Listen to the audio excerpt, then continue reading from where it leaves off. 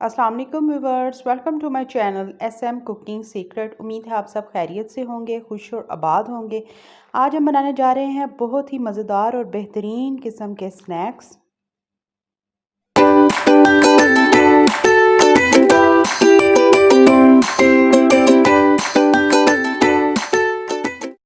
यहाँ पर मैंने 1 कप भरकर लिया है बेसन, अच्छी तरह से स्टेन किया होना चाहिए। आज के जो स्नैक्स बनने जा रहे हैं वो बहुत ही बेहतरीन और मज़े के बनने जा रहे हैं। ये आप रमज़ान में भी इसको बनाकर इंजॉय कर सकते हैं। यहाँ पर एक छोटी सी प्याज ली है, यहाँ उसको कट किया है। एक आलू लिया है, उसको भी हमने श्रेड करके इसमें शामिल करेंगे। और जो इंग्रेडिएंट्स हैं अपने अकॉर्डिंग कम या ज़्यादा कर सकते हैं। इसमें हरा धनिया 2 टेबलस्पून भरकर मैंने शामिल किया है। और ये हटकर स्नैक्स हैं, इंशाल्लाह ताला आपको और आपके बच्चों को बेहद ही पसंद आने वाले हैं। नमक हस्बे ज़रूरत, अकॉर्डिंग टू योर टेस्ट। लाल मिर्चों का पाउडर, ये भी आपने अपने मुताबिक कम या ज़्यादा कर लेना है। और थोड़ी सी हम इसमें हल्दी शामिल करेंगे और इसको अच्छी तरह से आपने मिक्स करना है। 1 टेबलस्पून इसमें डालेंगे पिसा हुआ सूखा धनिया। 1 अदद हरी मिर्च शामिल की जाएगी।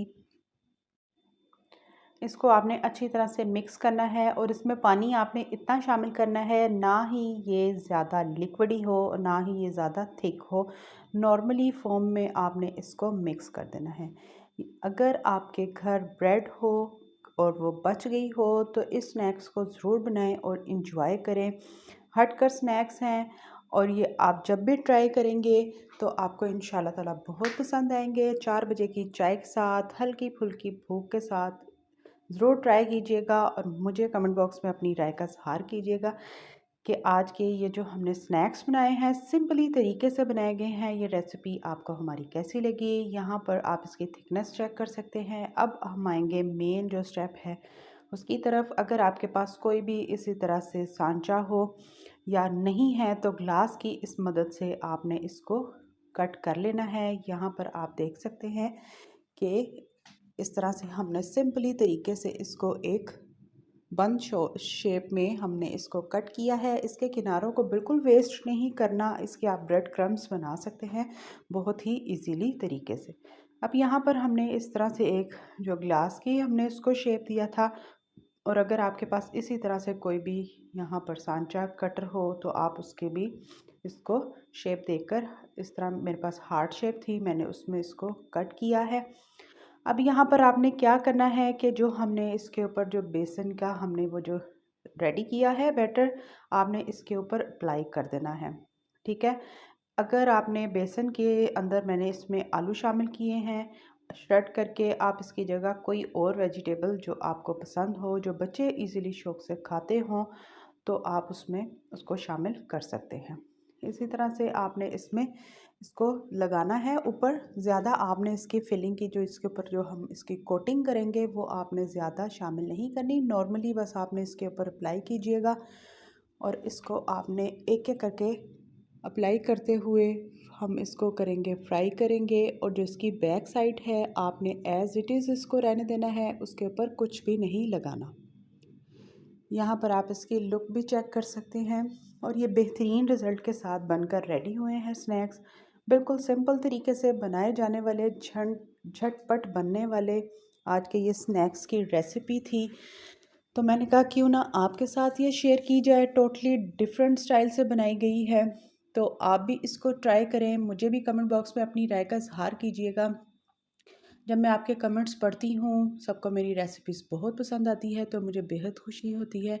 रोज़ के रोज़ मेरी कोशिश होती है कि आपके लिए अच्छी से अच्छी और डिफरेंट स्टाइल की रेसिपी लेके आऊँ। यहाँ पर आपने पैन में घी शामिल कर दें, ऑयल शामिल कर दें। बिल्कुल आपने ज़्यादा इसको डीप फ्राई नहीं करना क्योंकि ये बिल्कुल ऑयली ऑयली फॉर्म में कन्वर्ट हो जाएगा। हम इसको जस्ट फ्राई करेंगे, बस नॉर्मली आपने इसमें घी ऑयल शामिल करना है। और एक एक करके आपने इसमें इसको शामिल कीजिएगा अपने हाथों को बचा कर।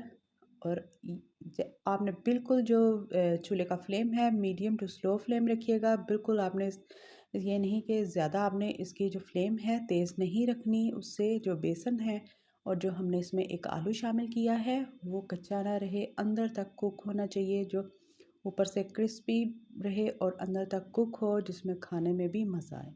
यहाँ पर आप इसकी लुक चेक कर सकते हैं। इसको मैं बिल्कुल स्लो फ्लेम पे हम इसको पकने देंगे। मैक्सिमम 5 से 8 मिनट लगेंगे इसको अच्छी तरह से कुक होने में। बिल्कुल जल्दी ना दिखाइएगा, ठीक है।